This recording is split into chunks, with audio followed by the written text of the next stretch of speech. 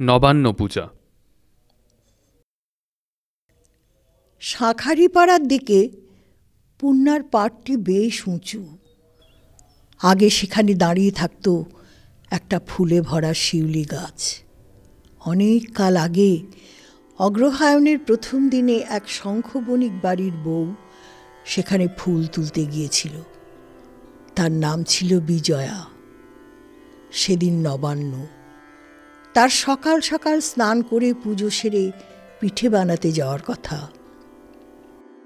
সে তখন সন্তান সম্ভবা। কি করে যেন সেই সময় একটা ছাগল তার ছানাটাকে নিয়ে পুণ্যায় পড়ে যায়। তাদের আর্তস্বর শুনে বিজয়া জলে ঝাঁপ দেয়। প্রাণীগুলো কোনো ক্রমে বেঁচে গিয়েছিল, কিন্তু বিজয়া নিজেকে বাঁচাতে পারেনি।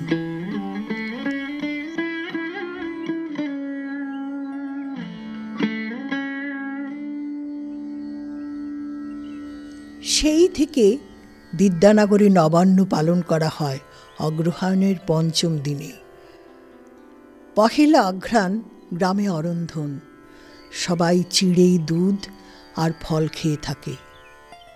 রাজা প্রজা সকলের এক নিয়ম।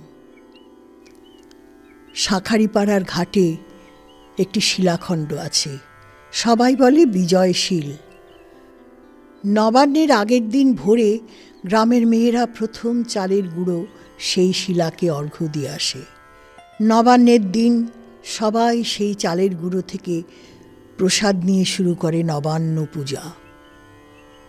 এই গ্রামে নবান্ন পূজার দেবী এক অর্থে একটি রক্তমাংসের মানবী।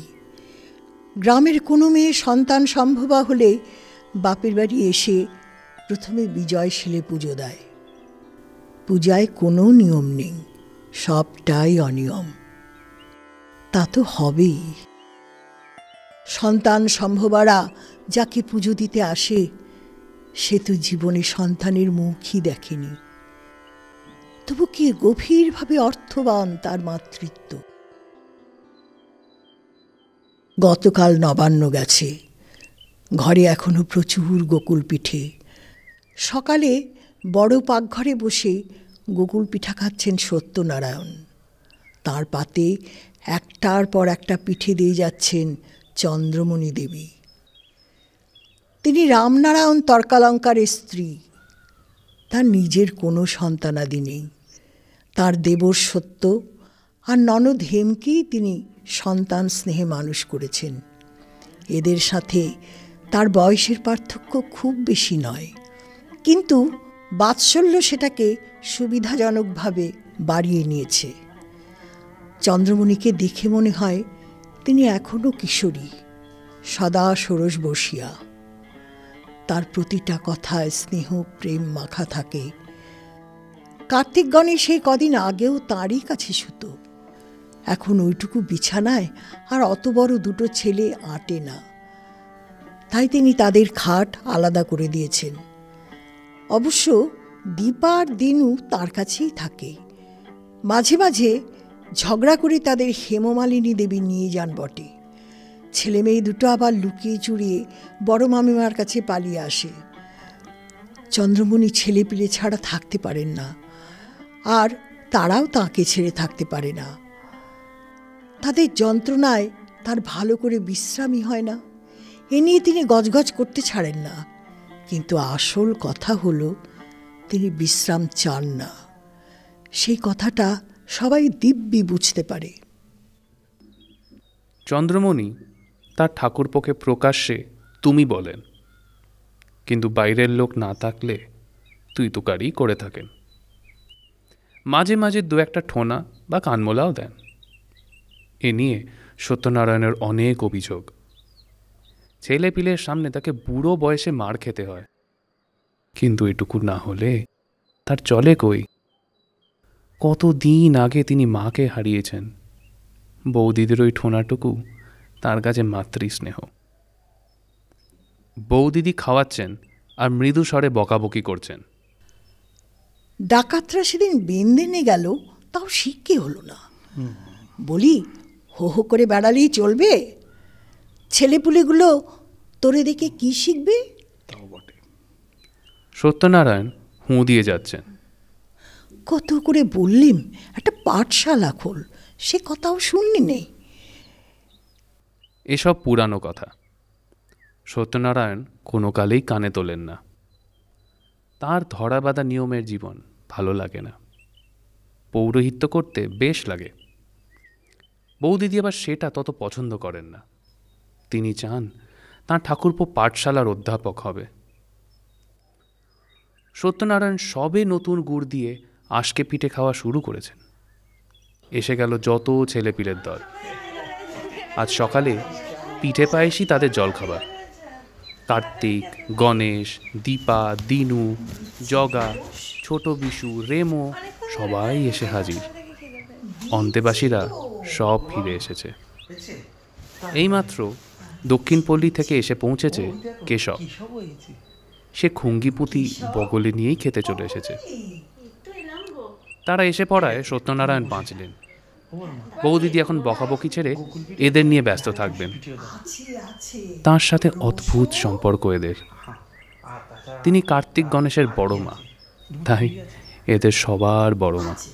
এতগুলো বাচ্চা, কেউ শান্ত, কেউ চঞ্চল, কেউ বা বিরাট বাঁদর। বৌদিদির কাছে সবাই ঠান্ডা। তিনি একে মারছেন, তাকে বলছেন। নসুর নাক দিয়ে সবসময় প্যাটা গড়ায় বলে সবাই তাকে দূর দূর করে। বৌদিদি ছাড়া তাকে দেখার আর কেউ নেই। তিনি তাকে নিজের পাশটিতে বসিয়ে খাওয়াচ্ছেন। এসবের মাঝেই তিনি লক্ষ্য করলেন কেশব বিমর্ষ হয়ে বসে আছে, ভালোভাবে খাচ্ছে না। তিনি জিজ্ঞেস করলেন, এই কেশব, খাস না কেন? কেশব এতক্ষণ ঠেকিয়ে রেখেছিল। এইবার তার চোখ ফেটে জল এলো। তার ভাইটা কোথায় যেন হারিয়ে গেছে দীপাবলির আগের দিন। ভাই মানে খুড়তুতো ভাই মাধব। তার আর কোনো ভাই বোন নেই। মাধবের তো নিজের মা নেই, সৎ মা, তাকে কেশবই আগলে রাখত। সত্যনারায়ণ লক্ষ্য করলেন কেশবের ভাইয়ের কথা শুনে বৌদিদির দু চোখ ভরে উঠল। দেবতা আর অসুররা কত কষ্ট করে সাগর মন্থন করলেন। সত্যনারায়ণ কিছু না করেই দুটি অমৃত বিন্দু দেখে নিলেন তাঁর বৌদিদির চোখে। নিজের চোখের জল লুকোনোর জন্য সত্যনারায়ণ পালানোর তালে আছেন। এমন সময় উপস্থিত হলেন খুড়োমশাই। তাকে ছেলে বুড়ো সকলে বিনা কারণে ভালোবাসে। বৌদিদি তাকে পিতৃ সম্বোধন করেন, অথচ তিনি দাদার চেয়ে বয়সে ছোটই হবেন। তাকে দেখেও বৌদিদি মাথায় কাপড় দিলেন না, খুশির গলায় বললেন, আসেন বাবা, পিঠে খান। খুড়ো অতি স্বল্পাহারী, তবু তিনি বললেন, বৌমা, তোমার হাতে পিঠে খেলে আমার সত্তরই মুখ্য হবে। দাও মা, দুটো আশকে পিঠে দাও। ছেলেদের সাথে তিনিও পাত পেরে বসে পেলেন। আশকের পালা শেষ হয়ে যেই পায়েসের পালা শুরু হবে, খুড়ো অমনি অদ্ভুত উদাত্ত সুরে গেয়ে উঠলেন, কৈলাসাচল কন্দরালয় করি গৌরী হুমা শঙ্করী কৌমারী নিগমার্থ গোচর করি কৌমারী নিগমার্থ গোচর করি ওঙ্কার বীজাক্ষরী ওঙ্কার বীজাক্ষরী মোক্ষদ্বার কপাট পাটন মোক্ষদ্বার কপাট পাটন করি কাশীপুরাধীশ্বরী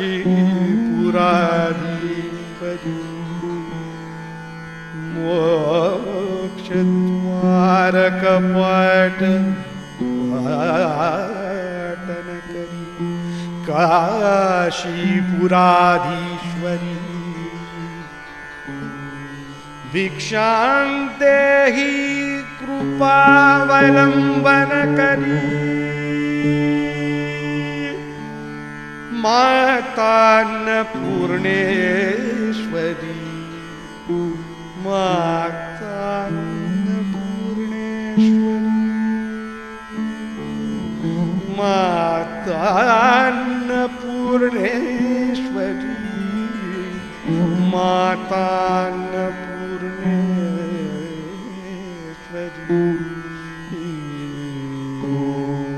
भोजन काले अन्नपूर्ण नमस्कार हरि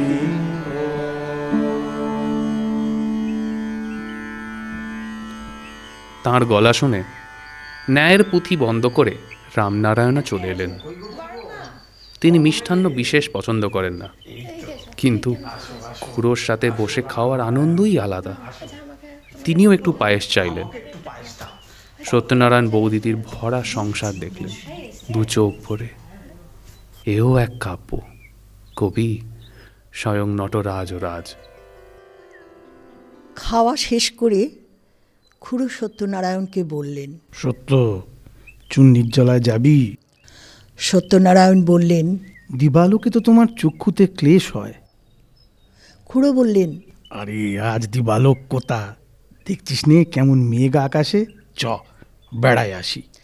সত্যনারায়ণ বললেন, চলো তাহলে। কার্তিক গণেশ বায়না ধরল, তারাও যাবে। খুড়ো বললেন, সত্যর সঙ্গে আমার কথা আছে, তোরা থাকলে হবে না, আরেকদিন আসিস বাপ। তারা একটু বেজার হয়ে চুপ করে গেল। সারা রাস্তা খুড়ো গাইতে গাইতে চললেন। কেন মন বেড়াতে যাবি কারোর কথায় কোথাও, গুড়ো আমি কেন কারোর কথায় কোথাও যাস নে তুই, মাঠের মাঝে মারা যাবি। কেন মন বেড়াতে যাবি, বুঝলি? কেন মন বেড়াতে যাবি কারোর কথায় কোথাও যাস নে তুই। ভুলটা হলো না বোধ হয়, না? কারোর কথায় কোথাও যাস। খুড়োর পাগলামিতে কেউ কিছু মনে করে না, উল্টে তার দর্শন পেলে ধন্য হয়ে যায়। তারা দুজন চললেন রথতলা ছাড়িয়ে, বিমুক্তেশ্বর পার করে বাঁশের সাঁকোয় চললেন। চুন্নির জলায় পৌঁছে খুড়ো সত্যনারায়ণকে শুধলেন, তোরে নাকি ঠ্যাঙ্গাড়েরা বেঁধে নিয়ে গেছিল, কোথারে? সত্যনারায়ণ বললেন, জানি নে খুড়ো, সে দামোদর ছাড়িয়ে অনেক দূর। সে যে বনশঙ্করী মন্দিরের জনশ্রুতি আছে তা যথার্থ। আমি সেই মন্দির দেখেছি, সেখানেই নিয়ে গেছিল। বলেই তিনি শিউরে উঠলেন। তার চোখে আবার জল এলো। খুড়ো একটা দীর্ঘশ্বাস ফেললেন। রাধারমণ পার করার পর খুড়ো আস্তে আস্তে বললেন, তোদের এক পূর্বপুরুষের সহিত রাজা গৌরীশচন্দ্রের প্রলয় শত্রুতা ছিল, সেটা কি তুই জানিস? সত্যনারায়ণ বললেন, সে বৃত্তান্ত কিছু শুনেছি। কি এক সুন্দরী ছিলেন? খুড়ো বললেন, ব্রজ সুন্দরী। তিনি ছিলেন এক নটি, তাঁরে পাওয়ার জন্য তাঁরা দুজনেই আকুল ছিলেন। সত্যনারায়ণ বললেন, শেষে কেউই তারে পান নাই। ক্ষেমেন্দ্র নারায়ণ রে তার পিতা ত্যায্যপুত্র করেন। তিনি কোথায় চলে গেলেন কেউ জানেও না। খুড়ো বললেন, তুই কি জানিস ক্ষেমেন্দ্র নারায়ণের মধুমেহ ব্যাধি ছিল। সর্বদা তার ক্ষুধা বোধ হতো, কিন্তু উত্তম রূপে খাদ্য গ্রহণ করতে পেতেন না। সত্যনারায়ণ বললেন, মধুমেহ ব্যাধি আমাদের পরিবারে কারো কারো আছে, তবে ক্ষেমেন্দ্র নারায়ণের বিষয়টা ছিল ভিন্ন। তার ছিল অতিলোলতা। কিন্তু এত বৃত্তান্ত তুমি জানলে কেমনে? খুড়ো মৃদুস্বরে বললেন, পিতৃদেবের নিকট শুনেছি গৌরীশচন্দ্র তার পিতা ছিলেন। গৌরীশচন্দ্রের সহিত আমার জ্যেষ্ঠ ভ্রাতার সাদৃশ্য নিবন্ধন পিতা ঠাকুর তাঁর কথা মাঝে মাঝে বলতেন। এইসব কথার মাঝে দেখা দিলেন গোপীবল্লভ। খুড়ো হেসে বললেন, ওরে, গোপীবল্লভ তো দেখি নিম গাছটারে আরো আষ্টে পিষ্টে চেপে ধরেছে। বেচারির না বিশ্বাস ওঠার উপক্রম। সত্যনারায়ণ বললেন, তোমার যেমন কথা। মনে মনে কিন্তু তিনি ভাবছিলেন, খুড়ো আজ পুরনো সব কথা কেন বলছেন? কোনো কারণ ঘটেছে কি? তার মনের কথাটা যেন খুড়ো শুনে নিলেন। তিনি প্রায় মিনতির সুরে বললেন, সত্য বাবা, ক্ষেমেন্দ্র নারায়ণ অসামান্য পণ্ডিত ছিলেন। তাঁরে 12 আনা খেলো ব্যাধিতে, ক্ষুধার ব্যাধি। যেটুকু বাকি ছিল সেটুকু চেঁচে পুচে খেলো কামে। তুই নিশ্চয় অবগত আছিস, পেটের ক্ষুধা আর দেহের ক্ষুধা প্রায়শ হাত ধরাধরি করে চলে। তদুপরি শত্রুতা হলো রাজার সহিত। তাঁর আর কি বাকি রইল বল? আমার পিতৃদেব বলতেন, জগদীশ বংশের এত বড় পণ্ডিতের জন্য 2 ফোঁটা চোখের জল ফেলারও কেউ ছিল না। আমার পিতা বড় নরম মনের মানুষ ছিলেন। তাঁর পিতার পাপটা তিনি নিজের স্কন্ধে লয়েছিলেন। কেন এত কিছু বলছি সেটা সুদর্শনী বাপ। তোর পিতা পিতামহ ক্ষেমেন্দ্ররে কোনোদিন ক্ষমা করতে পারেন নাই। আমার পিতা স্বয়ং তোর পিতার সঙ্গে এ বিষয়ে কথা কয়েছিলেন, তুই জানিস না। সত্যনারায়ণের ভুরু কুঁচকে গেল। পিতা ঠাকুর এতখানি বিদ্বিষ্ট ছিলেন তার প্রতি? খুড়ো আবার মিনতির গলায় বললেন, তিনি জানতেন অনেক কিছু। তুই তো বাবা বিশেষ কিছু জানিস না।